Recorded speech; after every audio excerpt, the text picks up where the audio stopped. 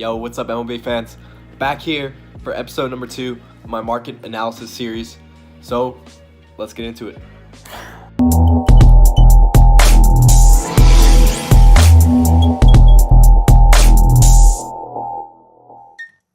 It's week number 2, and we're really seeing the start of the regression month, and that is the prices balancing out from their super hyperinflated rate to what they're going to be for the rest of the season. So, out of the top 60 players that I'm keeping track of, 83% of those players decreased this last week. It's crazy, yeah. It seems crazy, but in reality, it's expected. It's something we see every single year, year after year. So, I'm going to get into my segment of the biggest movers of the week. We're going to see 2 of the biggest gainers this week, as well as 2 of the biggest losers this week. So coming in at number 1, the biggest mover of the week. This might sound familiar. Blake Snellzilla. Roll the flashback. And the district attorneys who prosecute the offenders. These are their stories. Coming in at my number 1 value buy of the week is Blake Snellzilla, and I'll tell you why. We saw Blake Snell last week at 3,500 stubs. This morning when I woke up and checked, he was 4,400 stubs, and that's what I put into the Excel sheet. But as of right now, an hour after looking at it, he's already selling for 4,800. And this is for 2 reasons, and I'll tell you why. 1, because he had a monster performance last week against the Colorado Rockies where he struck out 13 batters, only let up 2 hits over 7 innings. Guy was straight up dominant. And 2, because he's got a crazy favorable matchup, so San Diego Studios bumped his rating up from an 83 to an 88 overall. This is going to cause players to see his 88 overall daily adjusted rating and purchase him like no other. So Blake Snell's up to 4,800 as of right now. This is 10:20 on the West Coast on Monday, and he's only going up from here. We're going to take a look here at my Excel sheet and my profit gains from Blake Snell last week. We bought 7 of them at a price of $35.22 on average, and we were able to get them off, all 7 of them, for $48.36. So, and if I would have held on to them for longer, I would have made even more profit. But as of right now, I'm still holding on to 9 Blake Snells. And if you look here at my sheet, we have 9 Blake Snells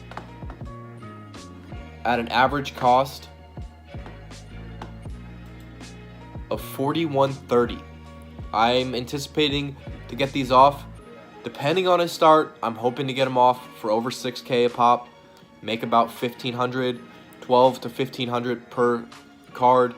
Get me a nasty 25 to 30% return on my investment.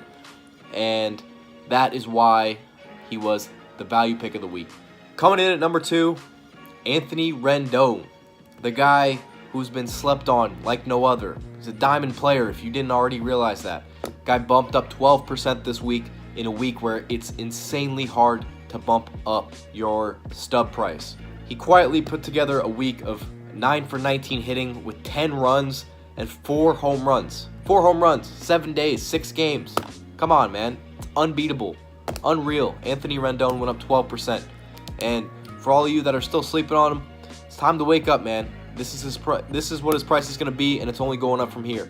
Despite the regression week, we're going to see a lot more of Anthony Rendon. The guy's been one of the most consistent hitters in the league the last couple years, and I can't see him decreasing in price anytime soon. All right, now we're going to hop into the biggest losers of the week because there really were not a lot of gainers this week. Number 1, James Paxton of the New York Yankees. The guy was at 3K stubs. He's currently at about 1,500 stubs, in that ballpark.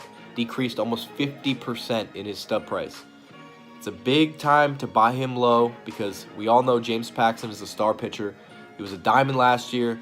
He could easily go diamond this year. But here's some cause for concern. His next 3 starts, this week against Houston, in Houston. Later this week against Boston, in New York. Scary, scary. Last one at LA versus the Angels. Going to be a tough couple of starts for James Paxton.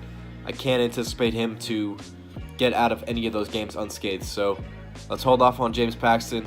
He's going to stay about this 1,500 range. He's going to stay from like 13 to 18 for the next week. I can't see him crashing under 13. I would be so shocked if he crashed below 13. So we'll leave it at that. We'll hold off on James Paxton for this week. Number 2, biggest loser of the week. Unfortunately, Trey Turner took a huge price bump after the injury he had. He attempted to bunt a ball, got hit on the finger. I'm sure a lot of you guys saw it, and broke his finger. And it's the expected recovery time for this was a couple of weeks. Couldn't end up being a month, a little more than a month. So we saw his price go from 6,000 stubs to a little over 3K right now, almost another 50% decrease. And if you guys were able to hold out on Trey Turner and didn't buy him at such a heavy price, you're going to get rewarded by this injury, and you're going to be able to pick up one of the best players, one of the best shortstops in the league, Trey Turner, for a heck of a discount. So that'll wrap it up for our biggest winners and losers of the week. I'm going to hop into my top value pick of the week. For week 2, let's see if we can go 2 for 2. All right, here we go. My value buy of the week comes from the Atlanta Braves, a guy who's having a hell of a season so far. Young guy, not Ronald Acuna Jr., but Ozzie Albies. You look at the guy's price right now. He's selling for about 1,500 stubs. The guy was selling for north of 2,000 stubs this entire year, and he's playing worthy of that. He's currently at an 81 overall, but come stat bump time, you can expect Ozzie Albies to get at least 1 or 2, because as they did last year, San Diego Studios loves Ozzie Albies, and the guy, rightfully so, the guy's a hitting machine. He went 11 for 25 last week, 25 at bats last week. The guy's batting a lot, he's hitting a lot. Also, hit his first home run of the year. I'm expecting Ozzie Albies to go from his 1,500 stubs that he's at now to about 2,500 to 2,800 sometime this week. So expect more than a 50% growth on your stubs this coming week if you pick up a couple Ozzie Albies for the low price of 1,500 stubs. So to wrap this one up, we're going to take a look at our Excel sheet and our gains from this last week. So you guys can see here, we purchased 5, 10, 13. We made 13 different player transactions. They're not all different players. Like you can see, I made a lot of moves with Shohei. I ended up buying 13 Shoheis and ended up making a profit of 1,300 stubs on them. Our biggest mover of the week, as you guys can guess, was Blake Snell. Bought 7 of them at 3,500. We moved them at 4,800.